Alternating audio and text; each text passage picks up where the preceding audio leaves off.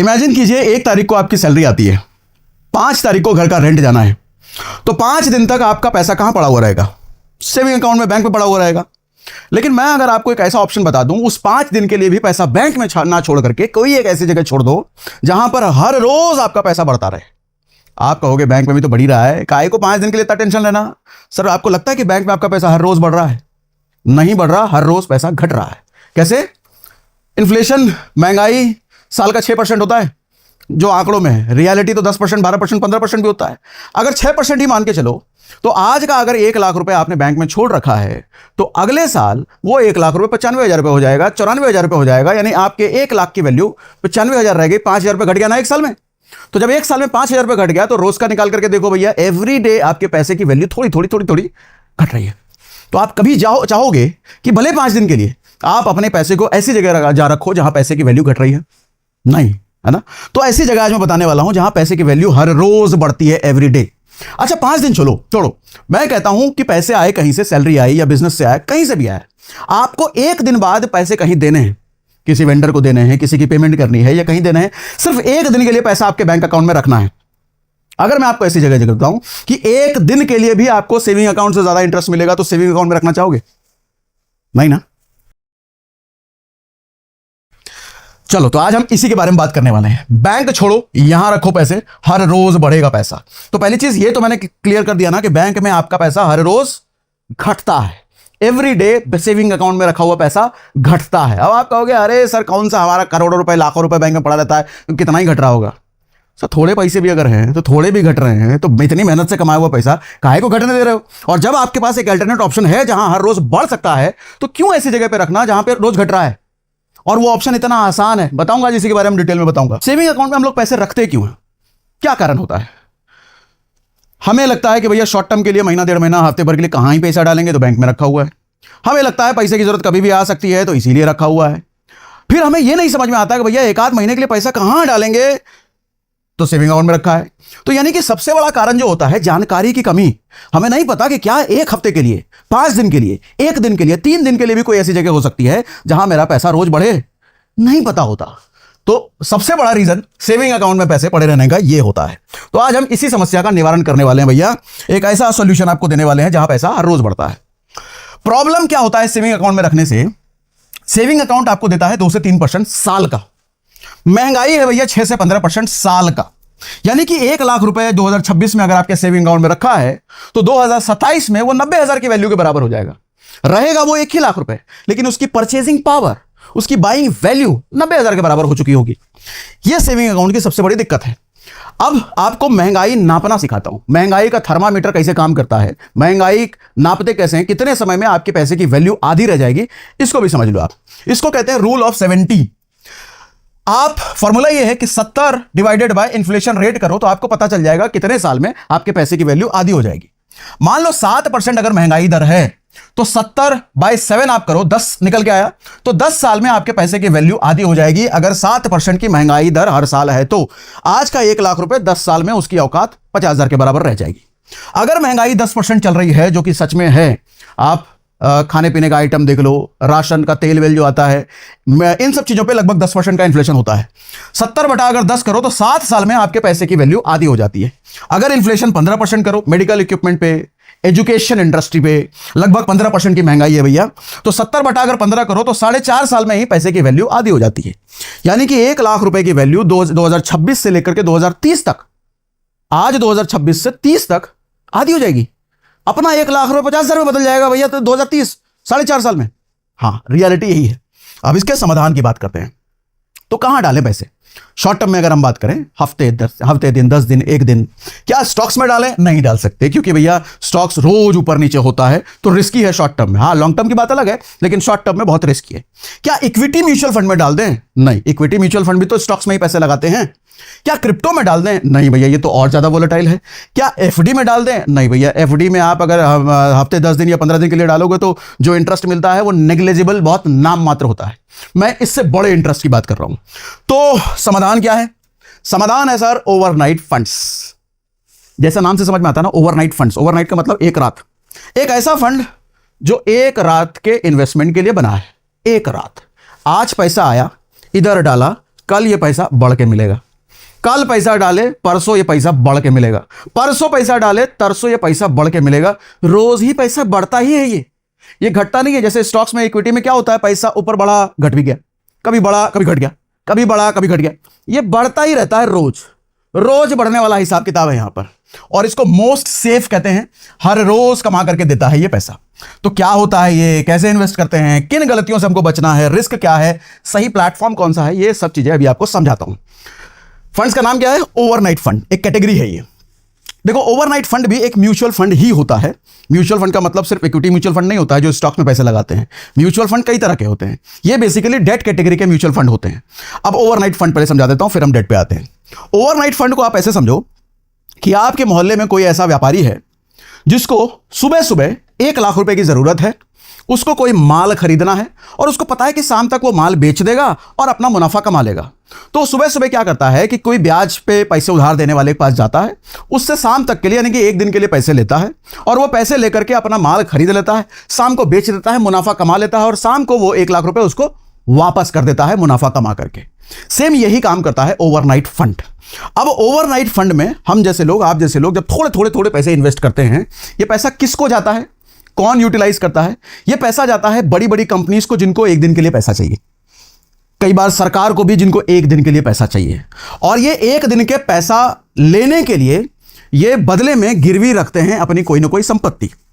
ठीक है, यहां मैं आपको अच्छे से और समझा देता हूं। पैसा कहां जाता है, सरकारी कंपनियों में जाता है, बड़ी बड़ी कंपनियों में जाता है। अब इमेजिन करो कि बैंक को 1 दिन के लिए 1 लाख करोड़ की जरूरत पड़ गई, तो कहां से लाएगी, या तो वो आरबीआई से मांगेगी या फिर ऐसे किसी ओवरनाइट फंड से पैसा यूज करेगी 1 दिन के लिए। इसमें लेकिन एक चीज समझिएगा, इसमें पैसा लेने के बदले सरकारी बॉन्ड गिरवी रखा जाता है, यानी कि सामने वाला पैसा अगर ना लौटाए तो गिरवी रखा हुआ सरकारी बॉन्ड बेच करके वसूली की जाती है। तो इसीलिए इसको कहते हैं मोस्ट सेफ। यहां पे पैसा लूज, देखो स्टॉक मार्केट में, मनी मार्केट में क्या होता है कि हम जीरो नहीं कह सकते रिस्क, लेकिन यह कह सकते हैं कि भैया पैसे पर रिस्क यहां पर ना के बराबर होता है। अच्छा, इस्तेमाल क्या होता है, 1 दिन से 1 हफ्ते तक का पैसा इसमें आप अपने यूज का जो होता है आप यहां पर इन्वेस्ट कर सकते हो। जैसे मैंने बोला कि सैलरी आई, 5 तारीख को ईएमआई कटनी है, तो 5 दिन के लिए पैसा कहां डालोगे, आप इस ओवरनाइट फंड में डाल सकते हो। कहां डालेंगे, प्लेटफॉर्म क्या है, कैसे यूज करते हैं, वो सब अभी करके दिखाऊंगा डेमो आपको, तो टेंशन नॉट, पहले कॉन्सेप्ट समझ लीजिए। ठीक है, बिजनेस का कोई कैश बफर है, भैया जीएसटी भरना है, कोई वेंडर को पेमेंट करना है, 2-3 दिन में पेमेंट करना है, तो वो 2-3 दिन का पैसा कहां रखेंगे, बैंक में नहीं, हम यहां ओवरनाइट फंड में रखेंगे।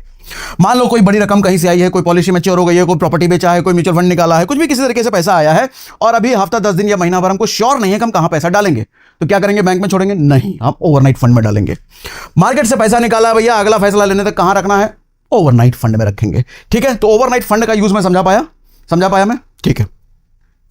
उसके बाद ओवरनाइट फंड सबसे सेफ क्यों, जैसा मैंने बोला कि पैसा सिर्फ 1 रात के लिए बाहर जाता है, तो जब पैसा 1 रात के लिए बाहर जाता है ना, देखो इसको ऐसे समझो कि आपके पड़ोसी को आपने 10,000 रुपए उधार दिए और 5 साल के लिए मान लो उधार दे दिए, तो अगर 5 साल के लिए उधार दिया है तो चांसेस बहुत ज्यादा है कि 5 साल में हो सकता है कि वो शहर छोड़ के भाग जाए, बीमार पड़ जाए, बैंकरप्ट हो जाए, या उसका मन बदल जाए, भूल जाए, पैसा नहीं लौटाना है। 5 साल में ये सब पॉसिबिलिटी हो सकती है। लेकिन पड़ोसी को आप आज पैसे दे रहे हो और वो बोला कि कल सुबह पैसे वापस कर देगा, तो ये सब रिस्क नहीं होता, रिस्क कितना कम हो जाता है। तो ऐसे ही समझो कि भैया ओवरनाइट फंड में रिस्क कम हो जाता है, इससे क्योंकि सिर्फ 1 दिन की बात होती है। उधार सरकारी बॉन्ड गिरवी रख के दिया जाता है, तो चूंकि एक संपत्ति गिरवी रखा हुआ है, वो वापस अगर नहीं किया गया उधार तो बेच करके उसकी वसूली हो जाएगी और आपका पैसा आपको वापस मिल जाता है, इसलिए रिस्क ना के बराबर होता है इसमें। तीसरा, ब्याज दर बढ़े या घटे इससे भी फर्क नहीं पड़ता क्योंकि ओवरनाइट है। मतलब आरबीआई ने ब्याज दर घटाया या बढ़ाया तो उसका इंप्लीमेंटेशन 24 घंटे बाद ही होगा ना, और ये फंड मतलब ओवरनाइट वाला है, आज हुआ कल रिडीम होने वाला है ये, तो जब तक किसी भी पॉलिसी का इंपैक्ट आएगा ये रिडीम्शन का इसका टाइम हो चुका होगा। ठीक है, इसीलिए इन 3 वजह से इसको मोस्ट सेफ कहा जाता है। समझा पा रहा हूं मैं, क्लियर हो रहा है? ठीक है, अब टैक्स की बात कर लेते हैं, लिक्विडिटी की। लिक्विडिटी मतलब कितने टाइम में हम पैसा निकाल सकते हैं। टैक्स देखो, चूंकि ये डेट फंड है, मतलब बॉन्ड्स में लगता है पैसा ही, तो डेट फंड पूरा गेन आपके इनकम टैक्स स्लैब के अकॉर्डिंग लगता है। आप जिस भी इनकम टैक्स स्लैब में आते हो उसी स्लैब के अकॉर्डिंग यहां पर टैक्स लगता है। होल्डिंग पीरियड चाहे 1 दिन हो या 5 साल हो, इससे कोई फर्क नहीं पड़ता। लिक्विडिटी यानी कि कितने टाइम में हम पैसा निकाल सकते हैं और क्या पैसा निकालने पे किसी तरह की पेनल्टी लगती है, किसी तरह का फाइन, किसी तरह की फीस देनी पड़ती है, तो समझा देता हूं। एग्जिट लोड 0 होता है, यानी कि पैसा निकालने पर आपको किसी तरह का कोई फाइन, कोई चार्ज, कुछ नहीं देना पड़ता पहले दिन भी। मतलब आज पैसा डाला, कल निकाल लिया, कुछ एक्स्ट्रा फाइन चार्ज कुछ नहीं देना। ठीक है, निकासी T+1 अगले कारोबारी दिन पर पैसा, मतलब होता क्या है, इसमें 2 तरह की चीज होती है। 50,000 तक पर एएमसी, यानी कि पर फंड। एक फंड से आप 50,000 रुपए इंस्टेंट निकाल सकते हो, मतलब 20 मिनट के अंदर पैसा आपके अकाउंट में आ जाएगा। 50,000 के अलावा जो फंड है वो T+1, यानी कि आज अगर सोमवार है तो मंगलवार को पैसा आपके बैंक अकाउंट में आता है। अगर आज शुक्रवार है तो मंडे आएगा, क्योंकि सैटरडे और संडे बिजनेस डेज में काउंट नहीं होते, वो छुट्टी में दिन होता है। ठीक है, तो मतलब ये समझो 50,000 तो तुरंत आ जाएगा, लेकिन बैलेंस अमाउंट वो एक दिन बाद नेक्स्ट बिजनेस डे में आपके अकाउंट में आता है। ठीक है, ये मैंने समझा दिया, कोई डाउट तो नहीं, क्लियर जा रहा है? ठीक, अब प्लेटफॉर्म पर आपको दिखा देता हूं इन्वेस्ट करते कैसे हैं। तो इसके लिए हम आ जाते हैं सीधा वेबसाइट पर। अब इनके जैसे कई सारे प्रोडक्ट्स हैं, यहां पर 1 वीक लिखा हुआ है, बहुत सारी चीजें आपको यहां पर ब्लर दिखेंगी, वो कंप्लायंस की वजह से ब्लर किया गया है। अब ये जैसे 1 वीक का इन्वेस्टमेंट प्लान है, हम इस पे अगर क्लिक करते हैं तो यहां डिस्क्रिप्शन में आप इसका पढ़ना आपके मतलब की चीज है। यहां पे साफ साफ लिखा हुआ है कि parking surplus cash for up to 1 week, यानी कि एक दिन से लेकर के एक हफ्ते तक का पैसा अगर आपको पार्क करना है तो ये फंड आपके काम का हो सकता है। आप अगर फंड्स वाले टैब पर जाओगे तो नीचे आपको साफ साफ दिखेगा, यहां भी मैंने ब्लर कर रखा है फंड्स के नाम, क्योंकि फंड्स के नाम मैं दिखा नहीं सकता, लेकिन कैटेगरी फंड यहां पे लिखा हुआ है, जैसे ओवरनाइट फंड है। यहां पर देखो 3 ओवरनाइट फंड में ये इन्वेस्ट कर रहे हैं। अब आपका सवाल ये हो सकता है कि ओवरनाइट फंड एक भी हो सकता है, 3 ओवरनाइट में फंड में क्यों हुआ है? 3 ओवरनाइट फंड में इसलिए किया गया है कि हो सकता है कि कल को किसी एक फंड में अगर हल्का फल्का रिटर्न ऊपर नीचे होता है तो आप बेसिकली क्या बोलते हैं उसको, डाइवर्सिफिकेशन। 3 फंड रखने का मतलब आपका पोर्टफोलियो, आपका पैसा और ज्यादा डाइवर्सिफाइड हो गया, ये ज्यादा अच्छा है। ठीक है, तो इस 3 फंड में आपका पैसा जाता है। आप चाहे एक हफ्ते के लिए डालो, एक दिन से लेकर के 7 दिन तक का अगर आपको पैसा कहीं पार्क करने का प्लान है तो आप यहां पर प्लान कर सकते हो। अच्छा, आपके मन में यह सवाल हो सकता है कि रिटर्न कितना मिलेगा। देखो, किसी भी डेट फंड में आप जाओ तो डेट फंड में साल का जो इंटरेस्ट होता है वो 6 से 7%, 7.5% या मैक्स 8% के आसपास हो सकता है। अब चूंकि साल का ये 6-7%, 8% है, उसी के प्रोपोर्शन में आप जब शॉर्ट करते हो 7 दिन का, तो 7 दिन के हिसाब से आपका इंटरेस्ट बन जाता है। और अच्छी बात यह है कि यहां पर आप जरूरी नहीं है कि वन टाइम में पैसा डालो, आप यहां पर SIP भी कर सकते हो। हाँ, मिनिमम इन्वेस्टमेंट यहां पर 300 रुपए का चाहिए, तो 300 रुपए के इन्वेस्टमेंट से आप या तो एक बार लमसम कर लो या फिर आप SIP कर सकते हो। बाकी बहुत सारे मन में सवाल उठ गए होंगे SIP को देख करके, तो बटन क्लिक कीजिएगा, जब आप क्लिक करोगे इसको एक्सप्लोर कीजिएगा, आपके बड़े काम की चीज है ये। ठीक है, उसके बाद नेक्स्ट ऑप्शन पर हम आए। नेक्स्ट ऑप्शन 3 मंथ्स के लिए है। अगर आपको पैसा 7 दिन से लेकर के 3 महीने तक पार्क करना है तो आप ये वाला ऑप्शन चुन सकते हो। अब यहां पे आपके मन में एक सवाल हो सकता है कि मुझे नहीं पता कि मैं जो पैसा डाल रहा हूं मुझे एक हफ्ते बाद जरूरत पड़ेगी, 10 दिन बाद पड़ेगी, महीने भर बाद पड़ेगी। तो देखो, होता क्या है कि आप इनमें से किसी भी फंड में चूज कर, किसी भी 1 वीक वाले में, 3 मंथ वाले में, किसी में भी कर सकते हो। डेट फंड है सारे, डेट फंड की कैटेगरी अलग है, लेकिन आप किसी में भी कर सकते हो। जब आप 7 डेज वाले में करते हो और आपका पैसा अगर 10 दिन तक उसमें पड़ा रह गया, तो ऐसा नहीं है कि भैया 7 दिन बाद निकालना ही निकालना है। देखो, वो ओवरनाइट फंड है, अगर 7 दिन के लिए भी पैसा उसमें डाल रहे हो ना, हर रोज वो कहीं पैसा जा रहा है, कहीं से रिडीम हो रहा है, हर रोज कहीं जा रहा है, कहीं से रिडीम हो रहा है। ऐसे 7 तारीख तक, 7 दिन तक हर रोज बढ़ता है। 8वें दिन, 9वें दिन, 10वें दिन भी अगर आपका पैसा उसमें पड़ा है तो कोई दिक्कत नहीं है भैया, वो हर रोज रिडीम होता ही है। आप इसका अगर ग्राफ भी देखोगे ना, ये देखो, इसी का दिखाता हूं, ये 3 महीने वाला। यहां देखो, स्टॉक मार्केट, इक्विटी मार्केट की तरह आपको ऐसे ऐसे वाला ग्राफ नहीं मिल रहा है। यहां देखो, सीधा सपाट ऊपर बढ़ते हुए ग्राफ, क्योंकि ये हर रोज रिडीम होते हैं। ठीक है, तो आप फंड्स में अगर जाओगे तो यहां फंड्स की कैटेगरी आप देख सकते हो। यहां 3 फंड यहां भी हैं। ये लिक्विड फंड है, लिक्विड फंड है, लिक्विडिटी फंड है, लिक्विड फंड है। अब आप कहोगे लिक्विड फंड क्या होता है, तो वो भी अभी आपको समझा देता हूं, फिलहाल कैटेगरी दिखा देता हूं। अच्छा, आप कंफ्यूज ना हो इसके लिए एक और चीज बता दूं, जरूरी नहीं है कि अगर मुझे 1 हफ्ते करना है तो ही इसमें आऊं। आपको अगर 1 हफ्ते करना है तो यहां भी आ सकते हो। जरूरी नहीं है कि मुझे 2 महीने के लिए इन्वेस्टमेंट करना है तो मैं यहीं जाऊंगा, आप कर यहां भी सकते हो।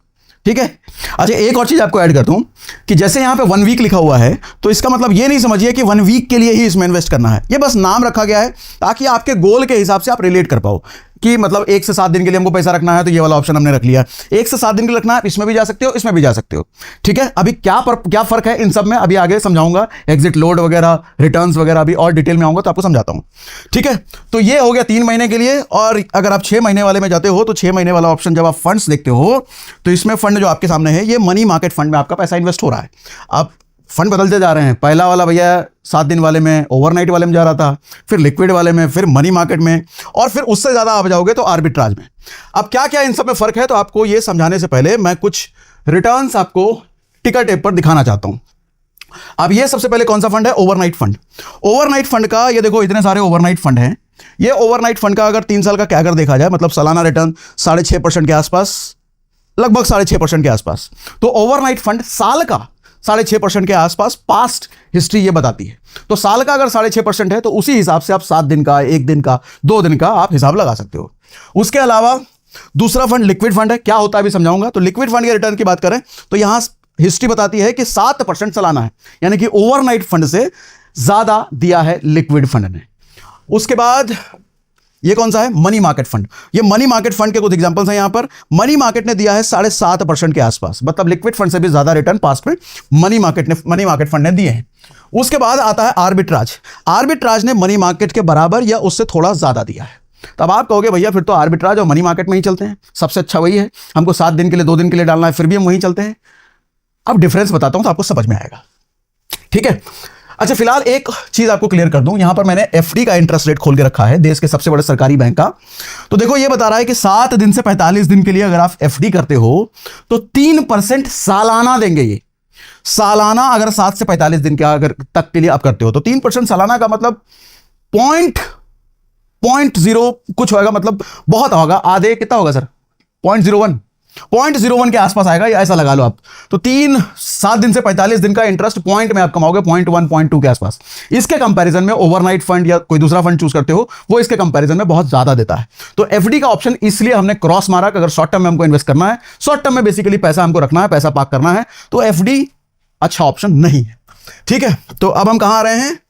अब हम आ रहे हैं वापस से अपने पीपीटी पर, आगे की कहानी आपको समझाता हूं। तो अब लिक्विड फंड क्या होता है ये आपको समझा देता हूं। देखो, लिक्विड फंड सिर्फ ऐसी सिक्योरिटीज खरीद सकता है, मतलब सिर्फ ऐसी सिक्योरिटीज में इन्वेस्ट कर सकता है जो 91 दिन के अंदर मैच्योर हो जाए। ओवरनाइट 1 दिन में मैच्योर हो रहा था, लिक्विड फंड 91 दिन के अंदर मैच्योर हो रहा है, ठीक। तो एक तो डिफरेंस ये हुआ। इसका इस्तेमाल क्या है? हम कब लिक्विड फंड चूज करते हैं? जब हमको पता है कि 1 हफ्ते से 3 महीने तक हमको पैसा पार्क करना है तो हम लिक्विड फंड चूज करते हैं। मतलब वहां जो 3 महीने वाला लिखा हुआ था, हम ये वाला ऑप्शन तब चूज करते हैं। जैसे इमरजेंसी फंड का कोई बड़ा हिस्सा हमको रखना है, या स्कूल की फीस अगले क्वार्टर में जानी है, हमको पता है, तो हम इस जगह जैसी जगह पे रखते हैं। एडवांस टैक्स की कोई किस्त भरनी है, शादी है, कोई ट्रिप का प्लान है जो 2 महीने बाद कोई खर्चा आना है, ऐसा पैसा हम बैंक में ना रख करके लिक्विड फंड में रखते हैं, यानी कि वो 3 महीने वाला जो था। अब इसमें टैक्स क्या लगता है? चूंकि ये भी डेट फंड है तो debt fund income tax slab के अकॉर्डिंग लगता है। लिक्विडिटी कितने टाइम में पैसे निकाल सकते हैं? एग्जिट लोड, चलो ये समझा देता हूं।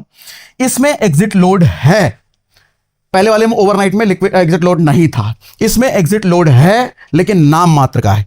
7 दिन से पहले अगर आप इसमें पैसे निकालोगे तो चार्ज लगेगा, लेकिन बहुत माइनर सा लगता है, लेकिन लगता है। हाँ, 7 दिन के बाद निकालोगे तो कोई एग्जिट लोड नहीं लगेगा। डिफरेंस समझ में आया? ठीक।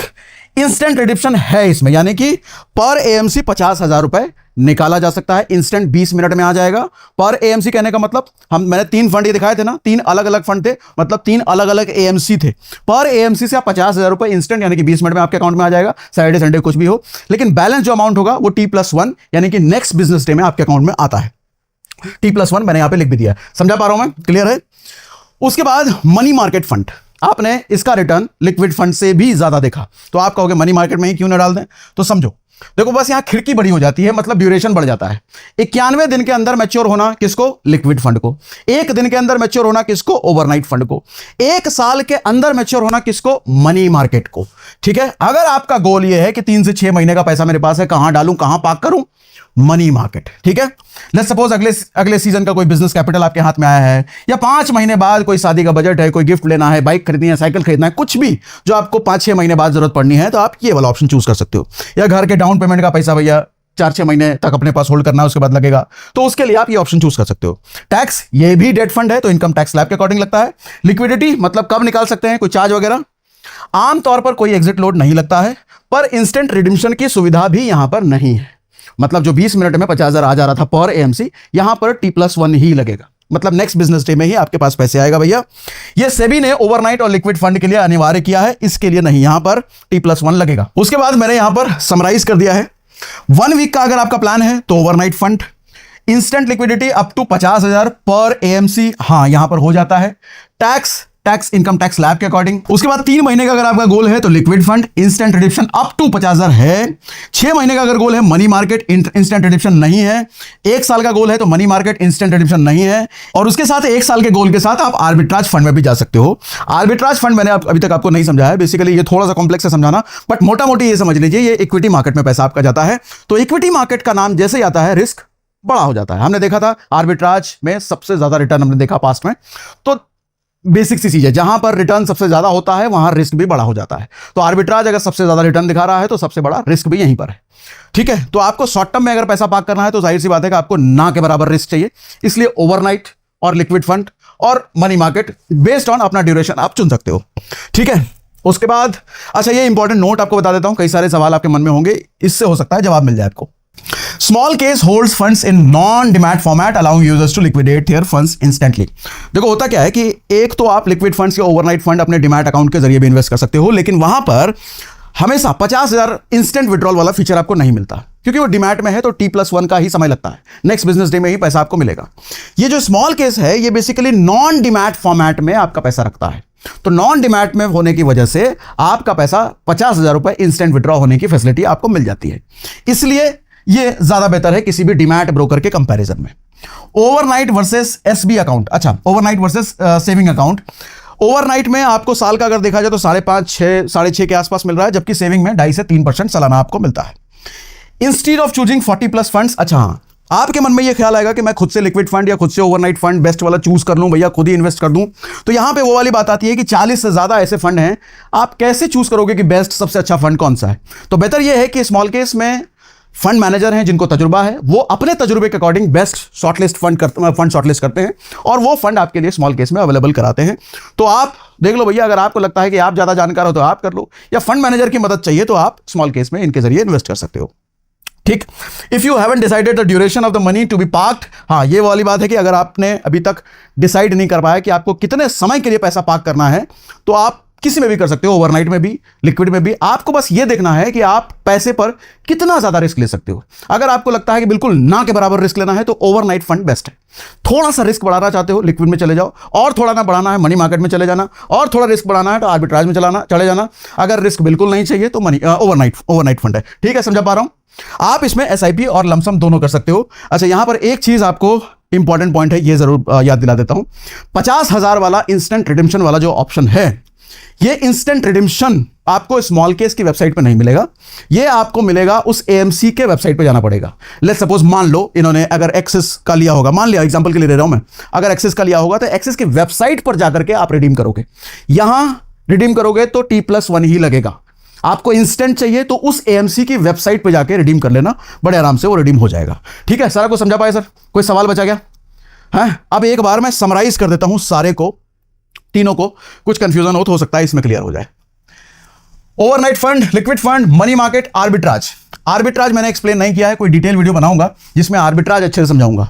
अगर आपको भी समझना है तो कमेंट बॉक्स में आप हमको लिख के बता दो भैया, जितने ज्यादा लोग आर्बिट्राज लिखेंगे उतना ज्यादा हमको समझ में आएगा, लोग को जानना है। एक दिन में मैच्योर होने वाली सिक्योरिटीज ओवरनाइट फंड हो गया, 91 दिन के अंदर मैच्योर होने वाली लिक्विड फंड हो गया, 1 साल तक के लिए मनी मार्केट इंस्ट्रूमेंट हो जाता है अगर 1 साल का हमारा ड्यूरेशन है। कैश फ्यूचर्स चलो इसको छोड़ दो। कमाई कहां से होता है? सब में देखो ब्याज से ही होता है। आर्बिट्राज का हिसाब किताब थोड़ा अलग है। सही अवधि 1 दिन से 1 हफ्ते के लिए पैसा रखना है तो ये, 1 हफ्ता से 3 महीना रखना है उसके लिए, 3 से 6 महीने रखना है उसके लिए, 6 महीने या 1 साल से ज्यादा रखना है उसके लिए ये। जोखिम कितना है? इसमें सबसे कम और इसमें इस तरीके से बढ़ता चला जाता है। ठीक है, क्रेडिट जोखिम, खास जोखिम, रिटर्न 30% स्लैब, एग्जिट लोड, हाँ एग्जिट लोड समझ लो, एग्जिट लोड यहां पर नहीं लगता है। यहां पर 7 दिन तक नहीं, 7 दिन के अंदर निकालोगे तो लगेगा, लेकिन नाम मात्र का, 7 दिन के बाद कुछ नहीं लगता। इसमें आमतौर पर नहीं लगता है और इसमें इतना लगता है भैया। उसके बाद इंस्टेंट रिडेम्पशन, मतलब 50,000 वाला बात कर रहा हूं, इसमें इंस्टेंट रिडेम्पशन होगा, इसमें भी होगा, इसमें नहीं होगा और इसमें भी नहीं होगा। पैसा कब निकलेगा? 50,000 के अलावा बाकी सारा बैलेंस T+1 सारे में T+1 ही है बेसिकली।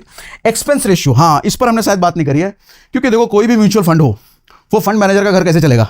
एक्सपेंस रेशियो से चलेगा ना। लेकिन एक्सपेंस रेशियो बहुत नाम मात्र का होता है। आप बेसिकली सबके जैसे लिंक जो मैंने दिया है ना उस पर जाओगे तो एक्सपेंस रेशियो सबका डिटेल में लिख के मिलता है आपको, वहां आप एक्सप्लोर कर लेना। एक्सपेंस रेशियो ओवरनाइट में सबसे कम लगता है, इसमें कम लगता है, उससे थोड़ा सा ज्यादा इसमें होगा और इसमें थोड़ा उससे ज्यादा होगा, सबसे कम ओवरनाइट वाले में लगता है। ठीक है, तो ये मैंने कंक्लूड कर दिया और हमारा एजेंडा बेसिकली ये था कि छोटे कम समय के लिए, शॉर्ट ड्यूरेशन के लिए हमको पैसा बैंक में नहीं रखना, क्योंकि हमारा पैसा बैंक में हर रोज घटता है। हमको ऐसी जगह पे रखना है जहां पर हमारा पैसा हर रोज बढ़े। तो वो प्लेटफॉर्म मैंने आपको दिखाया, उस पर अपने पैसे को ऐसी जगह पार्क करें शॉर्ट टर्म ड्यूरेशन के लिए जहां पर आपका पैसा हर रोज बढ़े हुई है। ठीक है, बाकी कोई सवाल हो तो हमको कमेंट बॉक्स में लिख के जरूर बताइएगा।